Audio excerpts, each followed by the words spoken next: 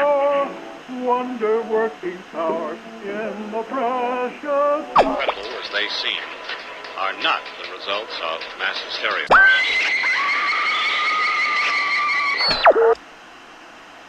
You may wish to adjust the dial. You are currently tuned into the wrong station.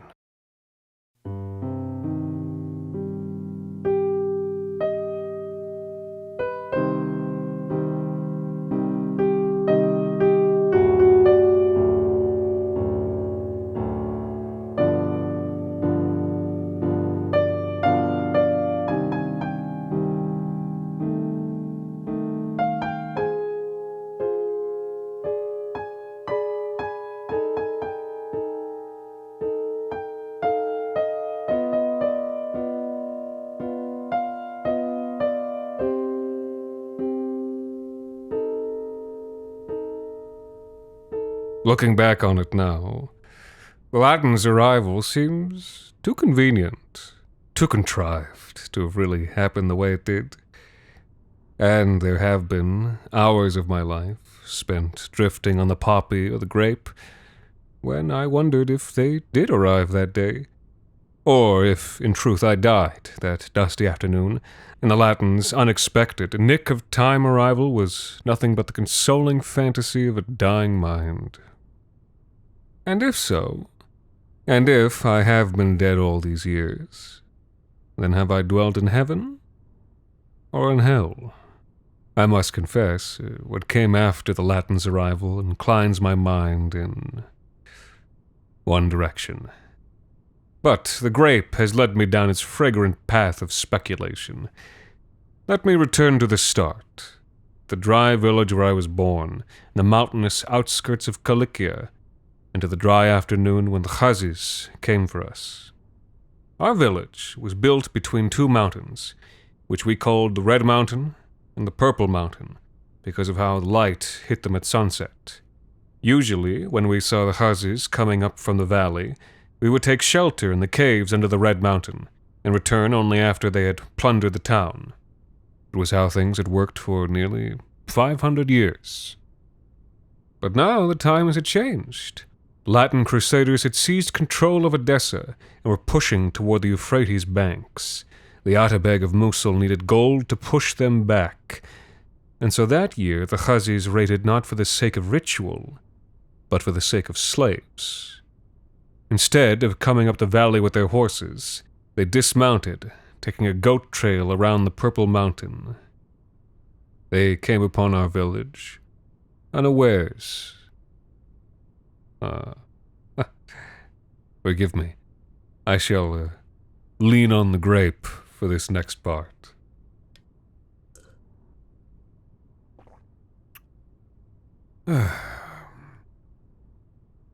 No, I think I will not describe it to you after all. That I should have lived when so many others died. It still draws blood from my heart. Maybe I should have died. Maybe I did.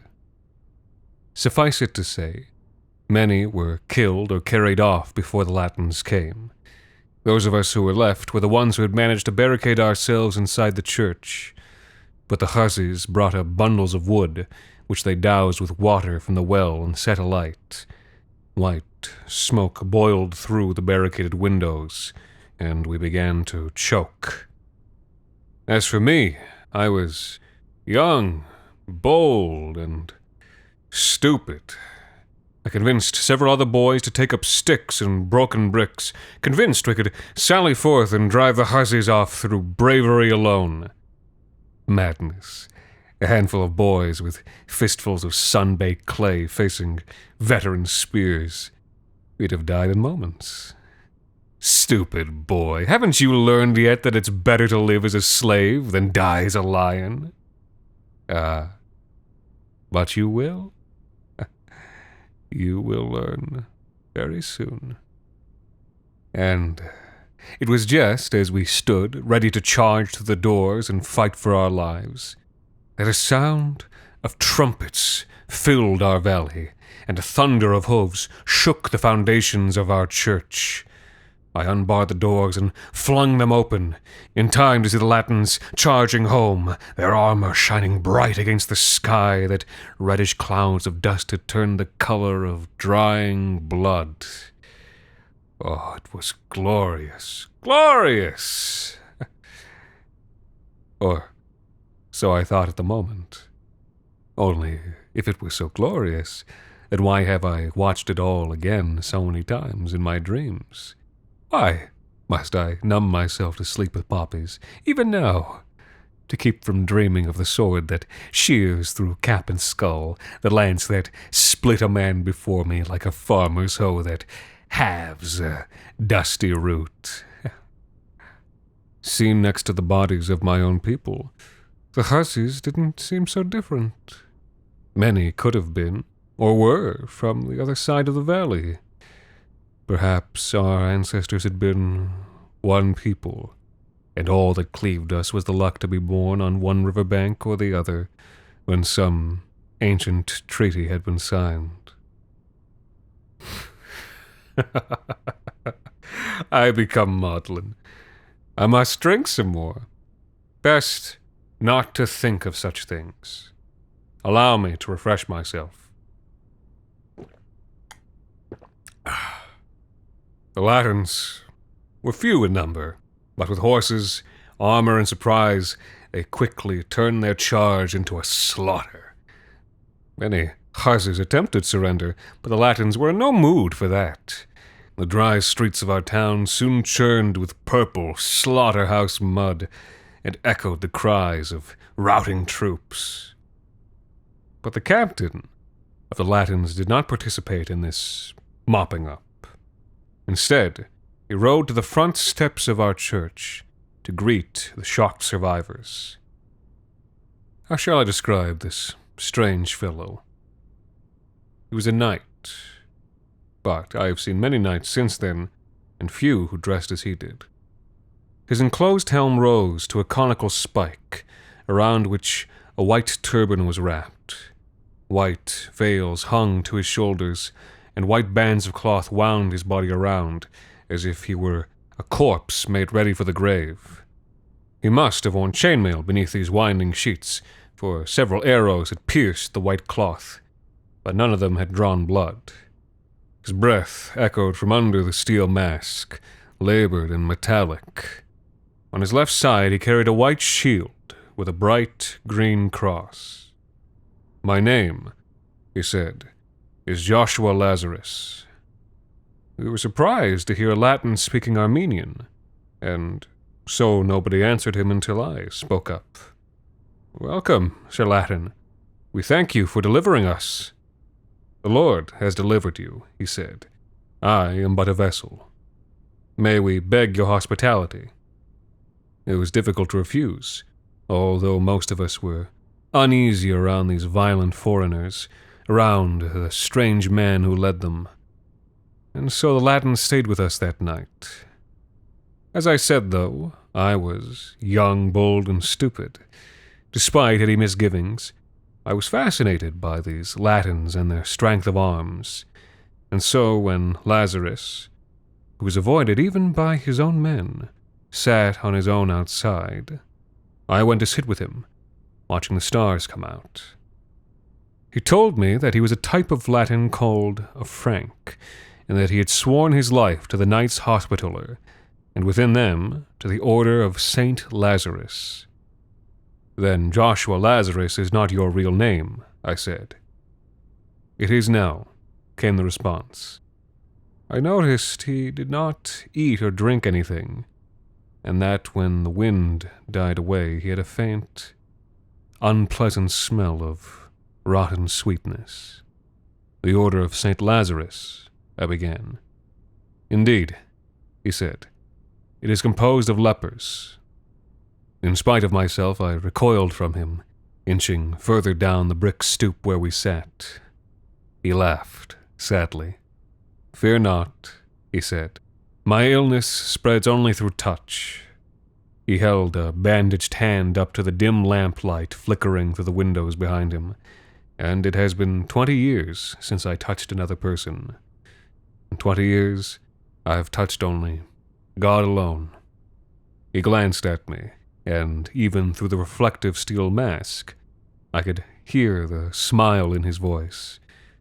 And God, of course, cannot fall sick.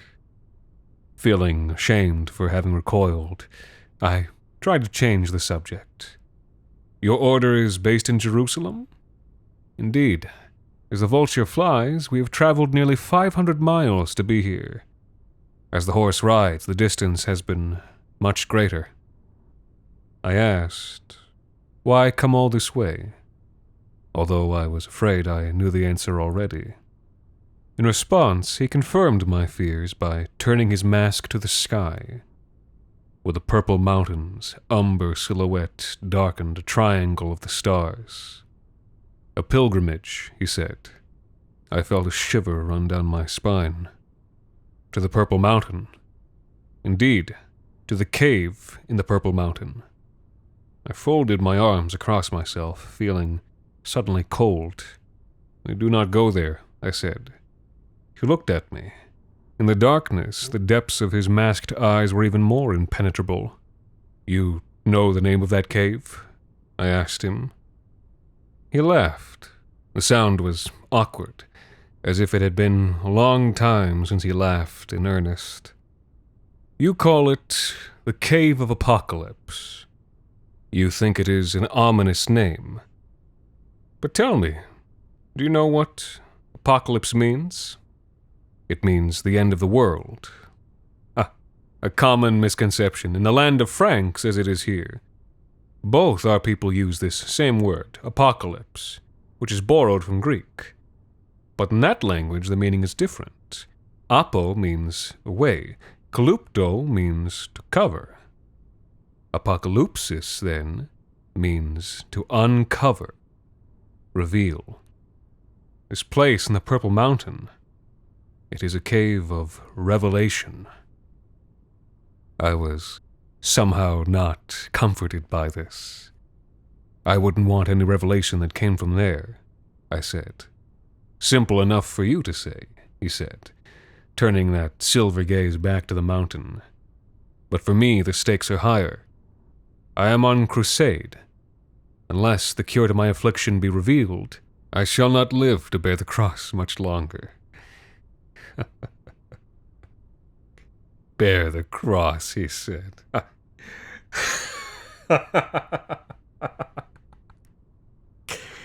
By now you may guess that I am no theologian, only an old, lascivious lush whose wits, feeble by nature, have been further addled by the angel of the drinking horn. But even I must wonder, which cross was he intended to bear? The next morning, the Latins woke early to set out on the last leg of their journey. Alone among the people of my village, I was sad to see them go, and so alone, I stood at the edge of town to watch them take the Purple Mountain Road. Joshua was the last of them to pass, and as he did, he hesitated and turned his steel face toward me. "As I sit alone at night, so I ride alone at dawn," he said. "It has been many years since I had a squire. Would you like to travel with us?" I had no desire to visit the Purple Mountain, but I had a great longing for glory and feats of arms. "You would take me on as a squire?" "I would. You would give me a sword and teach me to fight, teach me Latin and bring me to Jerusalem, even to the Holy Sepulchre himself." Jerusalem. Well, as if I cared. All I wanted was to leave that dusty little town. And so I said yes. And a moment after that, I left my home, riding on a Frankish horse, into the shadow of the Purple Mountain. It took most of the day to climb that winding, dismal trail. In the mountain's shadow, the sun did not seem to rise until nearly noon, while the world below and beyond was red and tinged with gold. The path that we wandered was still purple with the night. Even when the sun was straight above, the daylight on that mountain had a dismal character. Halfway up, one of the horses missed its step and slipped, carrying its rider over the edge and into an empty sky. I will never forget that horse's scream, or the way the man fell in absolute silence. I did not look. But the Lazarus stopped, raising one hand in benediction. He prayed the Latin prayers for the dead. But we were crusaders. We did not stop for long. Although the sun seemed to have only just risen, it was already close to sunset when we reached the entrance to the cave. For all the dreadful stories I had heard, the entrance of the cavern did not seem so grim. It was lit up red and gold by the golden hour, and its depths seemed not dark, but warmly dim. A wolf lay beside the cavern entrance, warming itself in the red gold light. Unlike any other wolf I'd seen as a boy, its coat was red as ochre paint. And as we approached, a strange thing happened. The wolf stirred itself and stretched and stood, fixing us with its golden stare. Opening its jaws, it spoke with a human voice. "You do not belong here, Joshua Lazarus." Lazarus froze. Behind him, the men murmured and crossed themselves. The wolf flowed forward like wine poured from a jug, until it stood before the cavern mouth, its liquid shape resettling into human form.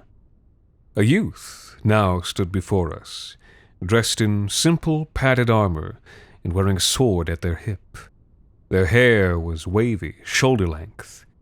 In the golden hour it appeared to be touched by fire. "How do you know my name?" said Lazarus. The youth did not answer, but only barred his path. "You will not permit me to pass?" said Lazarus.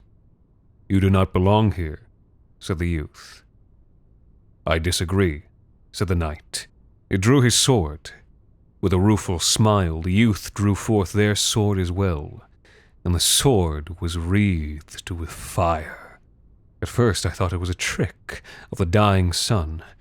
I rubbed my eyes, but when my vision cleared, the sword still burned. Lazarus hesitated. "Do you know what I am?" said the youth.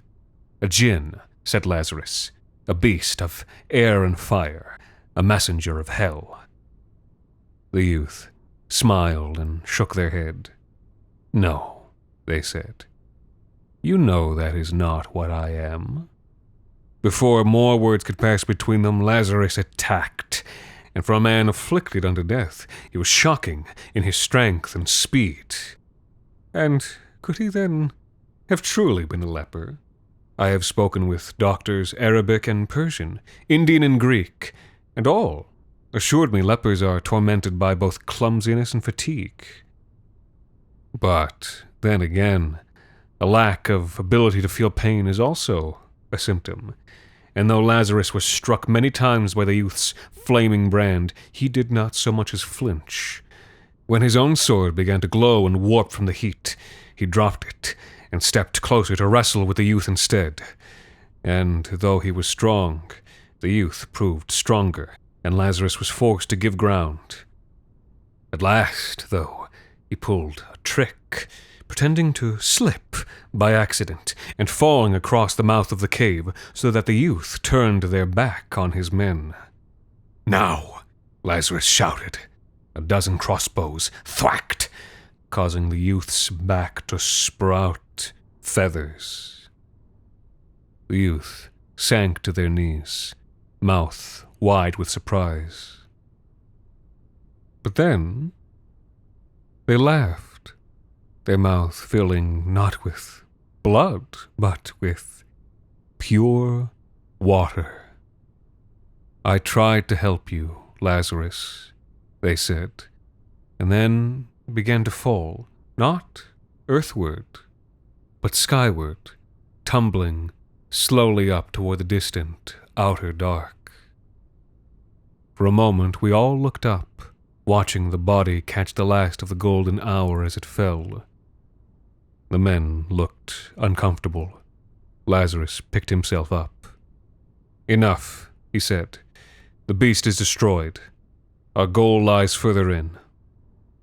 And so, leaving the horses, we ventured into the cave, as he called it, of revelation. A long, smooth hallway led us down at a shallow angle. The men lit torches, which faltered continually in the low, keening winds channeled by the rough-hewn walls. In this dim light, we began to discern half-faded friezes on the walls. One particular motif seemed to recur and recur. A winged figure daubed onto the walls with some purplish ink. I reached out to brush the walls with my hand. A bit of that ink came away on my fingertips. In all the intervening years, it has not washed away. At the time, though, I did not notice this. I had greater concerns. In the place where I touched the painted figure's wing, it seemed as though the feathers had taken on a more realistic appearance. And as I looked closer, I realized that, no, these were real feathers. The wall was thin as paper, and on the other side were birds, tens of thousands of them, pressing against the walls until the walls around us bulged and then burst. All of a sudden, the hall was filled with the thunder of countless wing beats, and the awful, greasy feel of starling feathers and starling bodies was all around us, and there were so many birds in the air that you couldn't even draw breath, and there was raging everywhere. And then, as quickly as it started, it was done, and the starlings had boiled up out of the mouth of the cave behind us, like a dark geyser. I'd flung up my arms to cover my face. Now bleeding, I lowered them. Lazarus's white robes, already scorched by the youth and the flaming sword, had been ripped to tatters, revealing the dull steel underneath. Only his shield still shone white. Behind us, one of the men was dead, with a starling jammed through his eye socket. Another was writhing on the floor, choking on the birds which had flown down his throat. The others descended to help him, but he died as we watched. Lazarus spoke a quick rite for the dead. One of the sergeants spoke up. "Sir Lazarus." The knight looked at him. The soldier's Adam's apple moved up and down. It took him a moment to work up his courage. "We won't go any further," he said. Lazarus just looked at him. "If it were a battle," the soldier trailed off. "But this place is accursed." The other soldiers murmured their assent. Lazarus stood still for a long moment. "So be it," he said at last. Behind steel slits, his eyes glanced in my direction. "And what about you, my new squire? If I turn back, will I still be your squire?" He slowly shook his head. "Then I'll go forward with you." "So be it," Lazarus said again. As we continued on alone, our way was lit by the dim torch that flickered in my hand, by its dim reflection on his naked sword. And at the bottom of the tunnel, we reached a fork. "Which way do you think?" He sounded tired. I could feel the fatigue coming off him, like chill from an open window. "Left." I chose at random. "Indeed." And left we went. A sudden light flared in the distance ahead. For a moment I thought it was daylight, that we had come through the other side, and the thought filled me with childish hope. But, of course, it would have been dark outside by now. No, the source of light ahead came from my own hand. It was a mirror I was seeing, a mirror that stood alone in a dark, empty stone room, the floor of which was strewn with purple feathers. Said Lazarus. He stepped past me, and as he came face to face with the glass, I saw what it reflected for him. Whereas a moment before, it had shown my torch flaring in a dark passage under this mountain, it now reflected a sunlit room with neat rows of beds beneath wide and airy windows. Orange trees could be glimpsed beyond the white stone sills, and whereas it had shown the blank, still mask of Lazarus before, it now reflected the face of a man, the most hideous person I had ever seen. The skin of his face was thick, like rhinoceros hide, and it had taken on a blue-black color around the folded lips and heavy jowls. His eyebrows, nose, lips, and cheeks were covered in spherical clusters, like ruptured frog eggs, each one revealing a dark, wet interior. One of his eyes was clear and sad. The other was split and seeping with open lesions. Thankfully, the rest of the man's body was swathed in white cloth. Said Lazarus. It must be some manner of test. Is the mirror a door? I asked. Are we to pass through it? No, said Lazarus. I think not. He lifted his sword and pressed its point into the surface of the mirror. The steel tip sank slowly through the silver, as if being pushed through flesh, not metal. On the reflection side, the hideous man cried out in silence, clutching his belly as the sword impaled him. Blood bloomed across the whiteness of his clothes, before bubbling up out of the mirror to stream over Lazarus's mailed hands and spatter on the floor. The knight watched, utterly impassive, torchlight flickering from his steel face, as the man on the mirror's other side died. And when it was finished, Joshua slowly withdrew his crimsoned sword, and with a contemptuous, backhanded slash, he clove the mirror in two. It collapsed to the ground, bleeding from each of its separate halves. We took the wrong turn, he said. What we came for lies the other way. Without another word or glance, he turned back down the tunnel.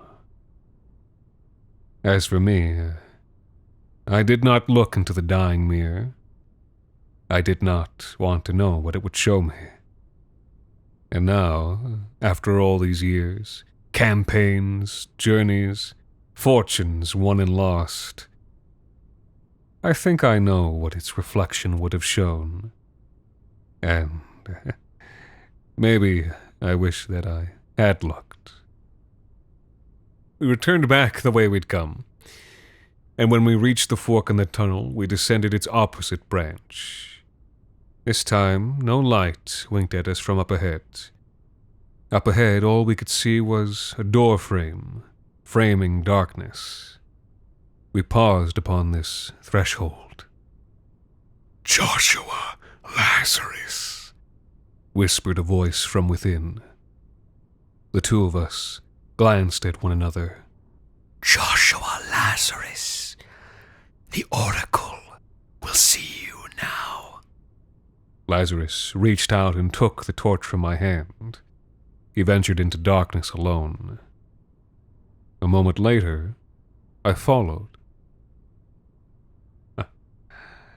And now I shall depend no longer on the grape.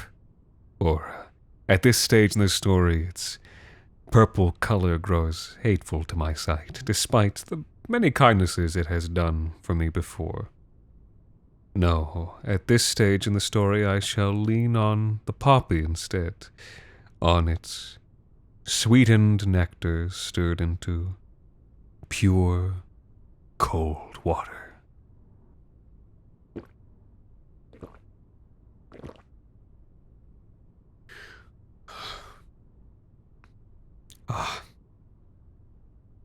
It will have to do. Inside that room, a man had been nailed to the wall. He was completely naked.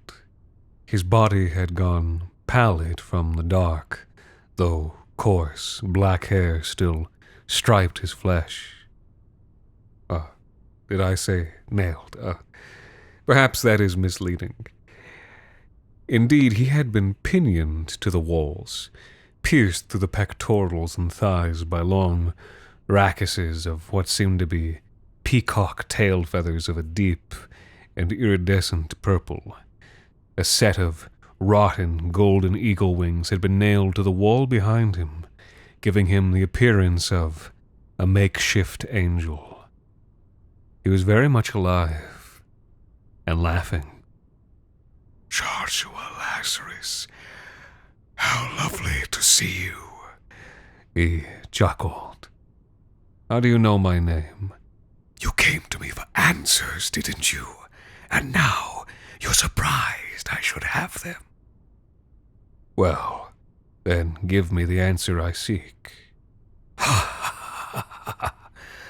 And which one would that be? Lazarus hesitated. Which other question did he have? He had only spoken to me of one, but no life contains only one mystery.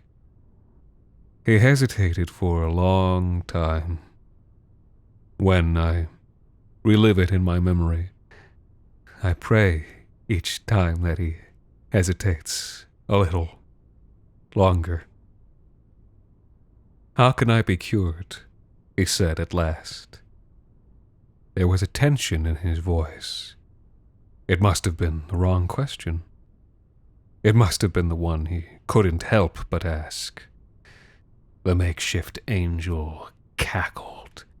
I was hoping it would be the one you asked, he said. Did Lazarus flinch at that? Maybe I have only added that part to my memory. I'll tell you, the oracle said, on one condition. I'm listening. That you kill me before you go. Lazarus stared at him. I swear, I almost saw the steel lip of that mask curl. I can promise you that, he said. The makeshift angel laughed and moaned with pleasure at the answer. The sound made me want to be sick. The answer, said Lazarus. Now. The answer, said the oracle, is right there in your hand. He looked down at his own bloody fist, at the sword doused in his own afflicted blood. I did not know what that answer meant, but Lazarus seemed to be able to put the pieces together in his head. He thought for a long moment. At last he said 2 words. How many? In return he received a rotten smile. You can keep one, if you like. What does that mean? I said. Brother Lazarus? He turned to face me like a steel statue, and for a moment I didn't know what it meant when he raised his sword. And then the world went white.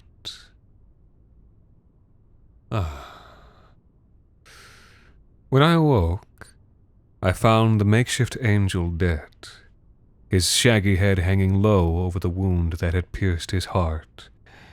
His blood had pooled on the floor around me, congealing in my clothes and hair. Because of that, and because of the head injury Lazarus had given me, I had to throw up several times before I was able to stand upright. For some reason, the night had left a lit torch hanging in a wall sconce. It had almost burned down, but gave me enough light to reach the exit of the cave. It was dark outside, full dark, though the velvet sky was pierced with brilliant stars. I wondered if the youth was still up there, spiraling slowly through the sempiternal dark. I wondered once more who they had been. Once more. I think I know the answer now. A saddled horse was waiting for me, tied to a nearby rock. It was not yet sunup when I reached the town below. Lazarus was waiting for me, along with his men. He had removed his helmet and armor and was lying on a patch of dusty grass, gazing up at the stars. I was surprised to see that he was a very handsome man, with a leonine tousle of golden hair and a jawline that could cut a mirror in half. One of his arms was heavily bandaged, and a bloody sword was lying next to him. His men were holding loaded crossbows, and the remaining people of my village were lined up against the wall, silent and wide-eyed with disbelief at what he had done to them. At first, I thought it was a trick of the light, of the darkness cast across the night by the purple mountain shadow. At first, I thought it was just an illusion that made the people of my village look that way, like their faces had roughened like hide and taken on a blue-black color. It took me a moment to understand. It wasn't until I noticed they all had deep cuts on the same parts of their arms that he had bandaged that I realized what he had done to cure himself. "I wish it could have been another way," he said, finally noticing me. I could see his eyes now. They were a pretty shade of blue. "But we are on crusade. I have work to do, and must be able to bear the cross a while longer." I found I could no longer look at the people I'd been raised with. I turned my back on them and faced the dark sky and darker mountain. Fool that I was. I still see their faces every time I close my eyes. "If you no longer wish to come," he said, "I'll understand. But you know the kind of boy I was." "Will you give me a sword and a horse?" I asked. "Will you take me to Jerusalem?" "Of course." I felt filthy to say it. I felt tainted and wretched and diseased. I felt like a leper. "Then I will come with you."